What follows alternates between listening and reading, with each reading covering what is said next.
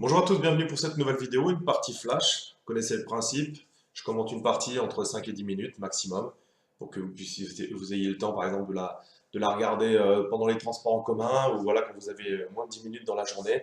Voilà, c'est toujours des parties célèbres ou des parties spectaculaires.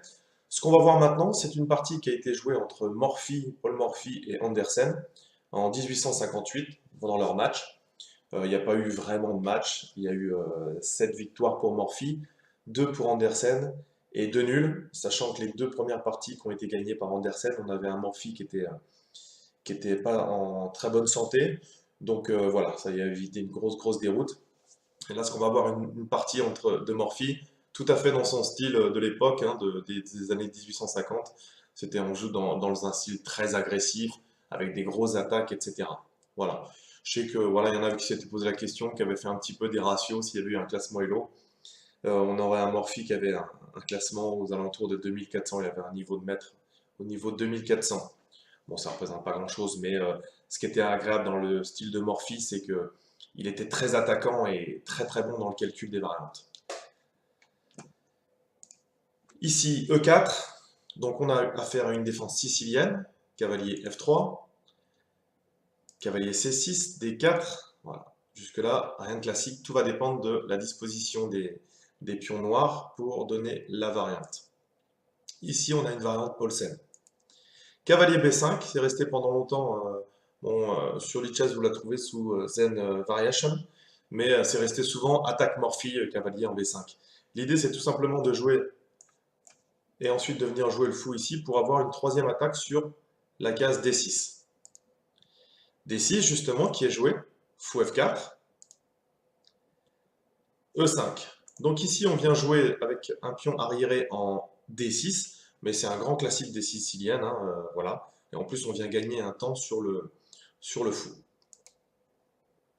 Fou E3. Voilà, ici par contre on a un coup qui est un petit peu trop optimiste. Voilà, on a le coup F5. Voilà, ici maintenant on trouve des développements un petit peu plus resserrés, on va dire, avec à l'aide de fou en E6, des fous en E7, etc. Souvent A6 qui est joué pour envoyer le cavalier soit sur A3, soit sur C3. Enfin voilà, ça c'est le genre de coup qu'on a plutôt. F5 c'est assez optimiste, on va dire. Cavalier A1 en C3, déjà l'ordinateur ici aime la position des blancs, lui donne quasiment l'avantage d'un pion. F4, voilà, c'était l'idée. Ici, n'ayant plus de cases, le fou est obligé de se retraiter. Seulement, voilà, Morphy avait vu un peu plus loin et tout à fait dans le style. Ici, on a deux possibilités. On peut sacrifier le fou sur F4, mais on peut jouer également cavalier D5, qui va jouer sur la case de fourchette en C7.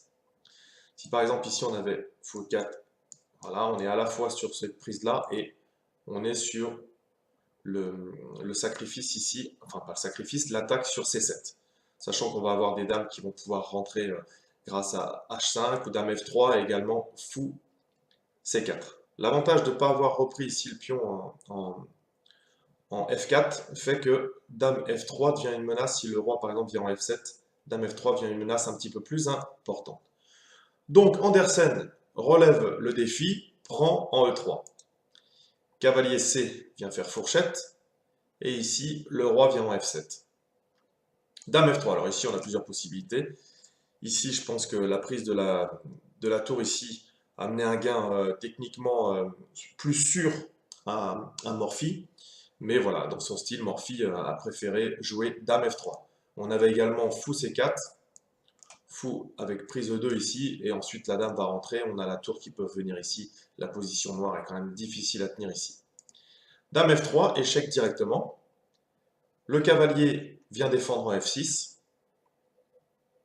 Fou C4. On vient ramener une pièce supplémentaire ici, plutôt que de prendre du matériel à l'attaque. Cavalier D4. Et ici, cavalier prend en F6. Effectivement, on a une attaque à la découverte. Donc ici, pour l'instant, Andersen ne peut pas reprendre le pion la dame en F3. En revanche, ici, et bien sur D5, Andersen ici avait la possibilité de se sortir de ce faux pas et de rentrer dans une variante qui aurait pu lui permettre de tenir un petit peu plus longtemps. Ici, donc, c'était sur D5, fou D5, Ici, Andersen va jouer roi G6, qui est une erreur. Et ici, il avait la possibilité de prendre le fou avec la dame. Ici, cavalier prend échec à la découverte, encore une fois. Reprise ici, échec, prise, échec, reprise. Et ensuite, B8. Ici, les noirs ont la paire de fous, les blancs un pion de plus. La sécurité de roi ici n'est pas terrible. Et ensuite, on a les tours, pardon. On a les tours qui vont pouvoir rentrer plutôt en jeu sur cette case-là et ici. Voilà. Morphy aura gardé un léger avantage ici. En revanche, roi G6, eh bien, vous pouvez faire pause et essayer de trouver le meilleur coup pour les blancs ici, pour continuer l'attaque. Donc ici, Morphy prend dame H5. Le roi ici commence à ne plus avoir de 4. Il est obligé de reprendre le cavalier ici. Vous pouvez faire pause, essayer encore de trouver le coup qui augmente l'attaque. Je vous rappelle quand même qu'il y a une possibilité de fourchette ici pour les noirs. Ici, Morphy reprend en E3. Il se laisse prendre la fourchette ici, parce qu'en fait, il va pouvoir bouger le roi sur ces cases-là, et ensuite venir ici avec la tour en F1. Et ici, ça va être dévastateur pour le roi qui est un petit peu encerclé, on va dire. Donc ici, cavalier C2, Andersen prend quand même le pion. Roi E2, et ici, Andersen voit bien que l'arrivée de la tour ici va être gagnante pour les blancs, donc il abandonne ici. Je vous montre quand même la fin de partie qui aurait pu avoir lieu ici. Dame prend C7. Tour F1. Tour ici. On a une enfilade, on va gagner la dame. Ici, deuxième clouage ici, qui permettait de gagner le cavalier. Ici, si vous regardez au niveau du matériel, hein, on a un fou, une tour. Donc pour la dame, on a le fou et la tour. Le problème, c'est que c'est l'insécurité du roi et la disposition des pièces blanches qui fait que la position est quand même intenable. Roi B6. Ici, ça va craquer de toutes parts. Le fou ne peut pas bouger. On commence à avoir des possibilités de sacrifice de qualité ici pour rentrer dans la position. La position était intenable pour les noirs.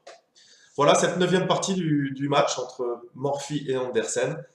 Voilà, j'espère que cette partie vous a plu. Travaillez bien et à bientôt. Au revoir.